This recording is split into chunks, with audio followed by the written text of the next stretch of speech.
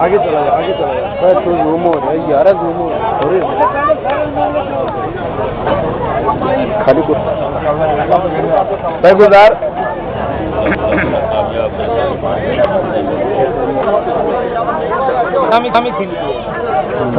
بڑا مسئلہ بڑا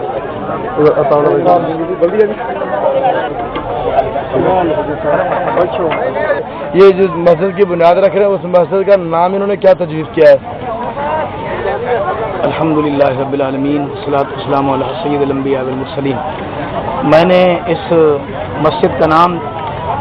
اللہ رب العزت کے پیارے حبیب علیہ الصلوۃ والسلام کو رب کائنات نے کیونکہ قرآن میں فرمایا وما ارسلناک الا رحمۃ للعالمین، اے حبیب علیہ السلام ہم نے آپ کو عالمین کے لیے رحمت بنا کر بھیجا، تو اس آیہ کریمہ کی مناسبت سے سرکار مدینہ چونکہ عالمین کے لیے رحمت ہیں، اس نسبت سے میں نے اس مسجد کا نام رحمت للعالمین رکھا ہے، تاکہ یہ سرکار مدینہ صلی اللہ علیہ وسلم کی نسبت سے یہاں سے علم اور مصطفیٰ کریم علیہ الصلوۃ والسلام کی محبت اور آپ صلی اللہ علیہ وسلم کی معرفت اور آپ صلی اللہ علیہ وسلم کے دین کے چشمے باقاعدہ پھوٹیں، آپ کی نسبت سے میں نے رحمت اللہ عالمین کیا۔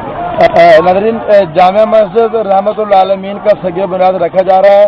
حضرت صاحب یہ بتائیے کہ اس مسجد کا جو مکمل ٹوٹل ایریا ہے اس کے بارے میں بتائیں کتنا ایریا ہے؟ اس مسجد کا ٹوٹل ایریا جو ہے وہ تقریباً 18 مرلے ہے، ایک کنال سے کم و بیش کوئی 2.25 مرلے کم ہے، تقریباً اس کی لمبائی جو ہے وہ ہے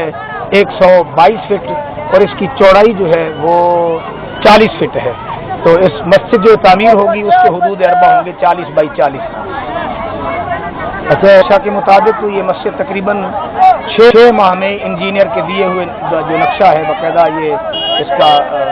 بیسمنٹ ہے، اس کے اوپر پھر خواتین کے لیے بیسمنٹ بنا رہے ہیں ہم جمعہ کے لیے، اور اس کے اوپر جو ہے گراؤنڈ فلور ہے اور فرسٹ فلور ہے، تو انجینئر صاحب کے دیے ہوئے نقشے کے مطابق اور اس کے دیے ہوئے جو اسٹیمیٹ دیا ہے اس کے مطابق تو اسے کم و بیش 6 ماہ میں بن جانا چاہیے، مگر چونکہ ہمارے پاس اس کے وسائل سے لوگوں کے تعاون پر ہیں، تو اگر لوگوں نے تعاون جس طرح پہلے اس کے پلاٹ کے لیے کیا ہے اگر تعمیر کے لیے اسی طرح تعاون کریں گے تو یہ کم و بیش 6 ماہ میں بن جائے گا۔ اچھا، یہ جو مساجد ہے یہ دین اسلام کے باغات ہیں،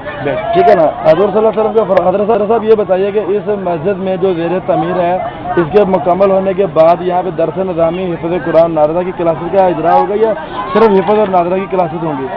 انشاءاللہ جیسے آپ نے فرمایا کہ مساجد وہ جنت کے باغات میں سے باغ ہیں، اس میں کوئی شک نہیں، کیونکہ حضور اللہ صلی اللہ علیہ وسلم کا فرمان ہے جہاں اللہ کے ذکر کی محافل چلتی ہیں وہ جنتی باغ ہوتے ہیں، فرمان ان میں سے چر لیا کرو، تو یقیناً مسجدیں ہی اللہ کے ذکر کا مرکز ہوتی ہیں۔ تو اس میں انشاءاللہ ہم نے قرآن مقدس کی حفظ کی تعلیم تجوید و قرات کے ساتھ اور باقاعدہ معنی مفہوم اور اس کو گرامیٹیکلی لاجیکلی سمجھنے کے لیے اس میں انشاءاللہ ہم جدید انداز میں باقاعدہ درس سے نظامی کا آغاز کریں گے، اور ہماری کوشش ہے جو ہمارے پلان میں یا ہمارے اس میں سوچ فکر میں ہے کہ ہم انشاءاللہ جس بچے کو حفظ کرائیں گے باقاعدہ اس کو ساتھ جدید تعلیم پرائمری بھی کرائیں گے جو آج کے دور کا تقاضا ہے، اور جو بچہ ہمارے پاس انشاءاللہ پہلے 2 درجے پڑھ کر جائے گا اسے ہم انشاءاللہ میٹرک کرائیں گے، جو 4 درجے پڑھ کر جائے گا ہم اسے انشاءاللہ ایف اے کروائیں گے، تو ہم جدید تعلیم کے ساتھ ساتھ درس نظامی باقاعدہ اسے صرف نحو منطق اصول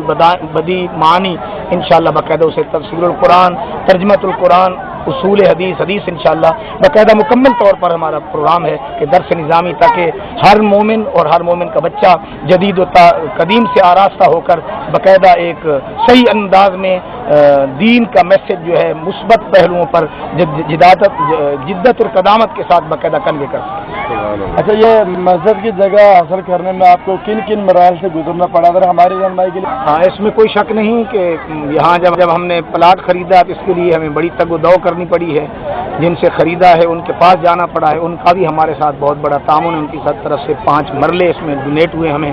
اور باقی ساتھیوں ظاہر ہمیں جانا پڑا ہے، ہمارے ساتھ کافی ہمارے ساتھی تھے 7-8، ایک پورا ایک ہمارا اور وہ بھی بزرگ ہیں, باقاعدہ سفید ان کی داڑیاں ہیں, انہوں نے ہمارے ساتھ باقاعدہ تعاون کیا. ہم گھر گھر گئے, دکان گئے, باقاعدہ غلہ منڈی میں گئے, بازار میں گئے, لوگوں کے گھروں پر گئے, انہوں نے تعاون کیا. تو ظاہر اسی طرح یہ سلسلہ چلتا ہے کہ اگر کوئی صاحب ثروت اس میں تعاون کرنا چاہتا ہے تو موسٹ ویلکم. ہمیں سریے کی بھی اس میں ضرورت ہے, ہمیں کنکریٹ کی بھی ضرورت ہے, اور ہمیں سیمنٹ کی بھی باقاعدہ ضرورت ہے. یہ تقریباً 1 کروڑ روپے کا پروجیکٹ ہے. کوئی بھی اس میں مسلم دل کھول کر تعاون کرنا چاہے تو ہم باقاعدہ مثبت انداز رکھتے ہیں. میں انتہائی معتدل آدمی ہوں, جو بھی میرے آقا کا کلمہ پڑھنے والا اس میں تعاون کرنا چاہے گا ہم باقاعدہ دل کھول کر اسے قبول فرما. اپنی آخرت کو بنائے گا,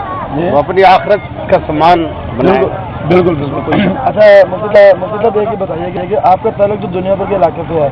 پھر اس سے قبل آپ لیاقت پور میں بطور خطیب بھی رہ چکے ہیں, پھر دوبارہ مسجد میں لیاقت پور میں مسجد بنانے کا خیال آپ کے دل میں کیسے ہے؟ یہ دراصل چونکہ میں ایک مثبت انداز رکھتا ہوں, مثبت سوچ فکر رکھتا ہوں, اور اللہ کے دین کے ساتھ خلوص رکھتا ہوں, اور اخلاقیات جو ہوتے ہیں یہ لوگوں کے دل موہ لیتے ہیں. تو میں نے 2.5 سال یہاں خطابت کی, تو چونکہ میں ہر کسی سے خلق سے پیش آتا ہوں, الحمدللہ ہر مکتب فکر کا بندہ میرے ساتھ محبت کرتا ہے, اور میرے اپنے مسلک کے جو لوگ ہیں وہ تو باقاعدہ جان مارتے ہیں. تو یہ ان لوگوں کی ہی خواہش تھی کہ آپ جیسا بندہ لیاقت پور میں دوبارہ واپس آئے اور وہ آ کر باقاعدہ یہاں دین کا کام کرے, کیونکہ آپ جیسے بندے جو دین کا کام کرتے ہیں اس سے بہت سارے لوگوں کے دل نور ایمان سے, نور اسلام سے, نور قرآن سے, نور معرفت سے, نور عشق مصطفیٰ سے باقاعدہ آباد ہوتے ہیں. تو لیکن حضرات کی, ساتھیوں کی, یہاں کے میرے پرانے نمازیوں کی خواہش تھی کہ آپ کو دوبارہ یہاں واپس لایا جائے اور دوبارہ آئیں. اس خاطر یہ جگہ, پھر یہ علاقہ ایسا تھا, نیا ایک ٹاؤن آباد ہو رہا ہے, یہ سیٹلائٹ ٹاؤن کے نام سے, گلشن سیف کے نام سے. تو چونکہ اس میں بالکل مسجد ہے نہیں, تو ہم نے اس کالونی میں باقاعدہ بنیاد رکھی ہے تاکہ یہ نہ ہو کہ کوئی کسی پر اس کا غلط اثر پڑے. تو چونکہ اس آبادی کے لیے چاہیے تھا ایک مرکز, اس لیے ہم نے اس کی بنیاد رکھی اور ساتھیوں نے اس میں کام کیا. ناظرین, میں شکریہ ادا کرتا ہوں مفتی جمیل احمد صاحب کا, جو لیاقت پور سے بھائی پھیرو پھول نگر کے نام سے جو رائے گنج کا علاقہ ہے وہاں پہ خطابت کے لیے جو ہمارے اسپیکر پنجاب اسمبلی رانا محمد اقبال صاحب ہیں ان کے گاؤں میں اور انہی کی مسجد میں بطور خطیب تشریف لے گئے تھے. یہ لیاقت پور کے عوام کی دلی محبت اور دین سے وابستگی کا ایک کھلا اظہار ہے کہ مفتی صاحب 2.5 سال کے کلیل عرصہ کے بعد لیاقت پور کے عوام کی پرزور فرمائش پر یہاں واپس تشریف لائے ہیں. ہم ان کا دلی طور پر دل کی عطا گہرائیوں سے خوش آمدید کہتے ہیں اور خیر مقدم کرتے ہیں.